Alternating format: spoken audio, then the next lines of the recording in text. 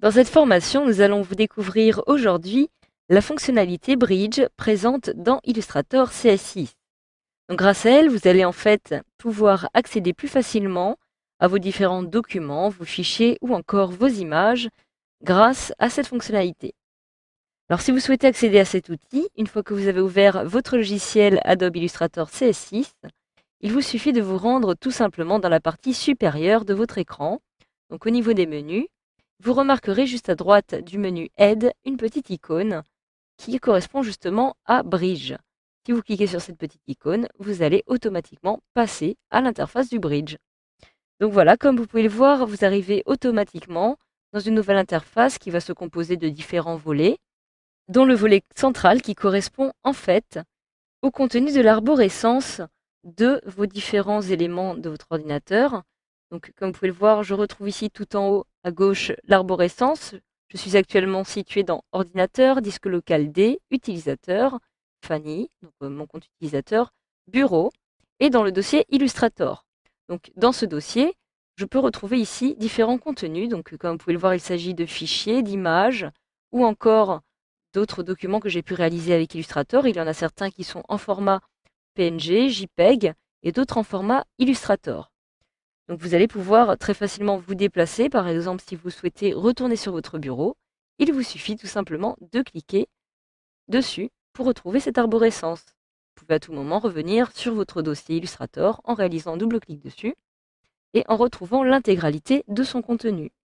Donc une fois que vous avez accédé à l'un de ces documents, il vous suffit tout simplement, par exemple, de réaliser un clic droit sur l'un d'eux, comme par exemple celui-ci, et vous avez maintenant la possibilité de le faire apparaître directement dans l'explorateur de Windows.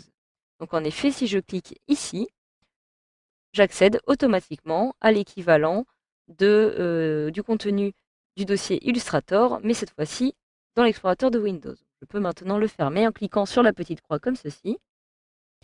Alors vous avez aussi la possibilité de vous déplacer très facilement à l'aide des flèches directionnelles de votre clavier pour accéder d'un document à un autre.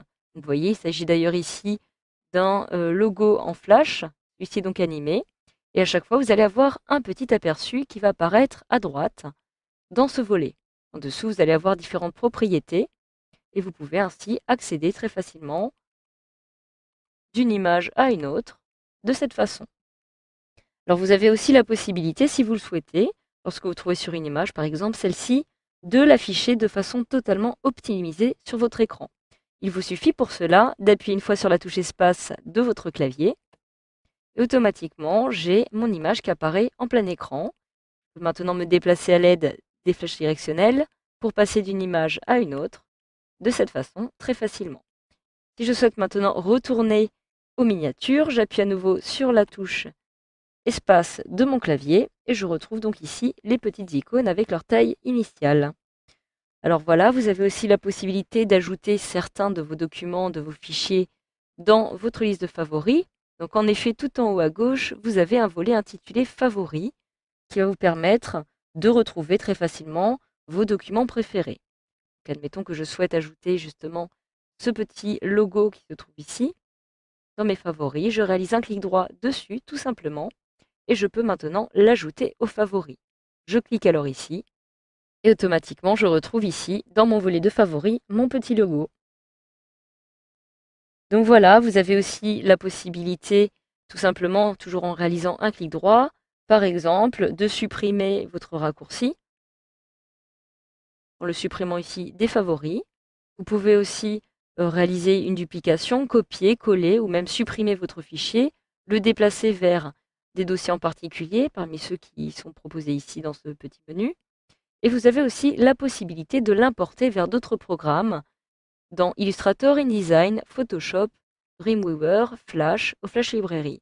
Il s'agit justement des différents programmes dont vous disposez et que vous allez pouvoir utiliser pour travailler sur votre fichier. Donc admettons alors que je souhaite l'importer dans Illustrator, il me suffit tout simplement de cliquer ici et automatiquement je retrouve mon logo dans Illustrator. De la même façon, si je retourne dans Bridge, je peux aussi retrouver tout simplement certains documents qui sont déjà en format .ai, donc des formats Illustrator, comme c'est le cas avec celui-ci par exemple, et si je réalise un double clic dessus, celui-ci va apparaître automatiquement dans ce logiciel. Donc voilà, grâce à cette formation, vous savez maintenant désormais comment accéder rapidement à votre galerie photo Bridge sous Illustrator CS6.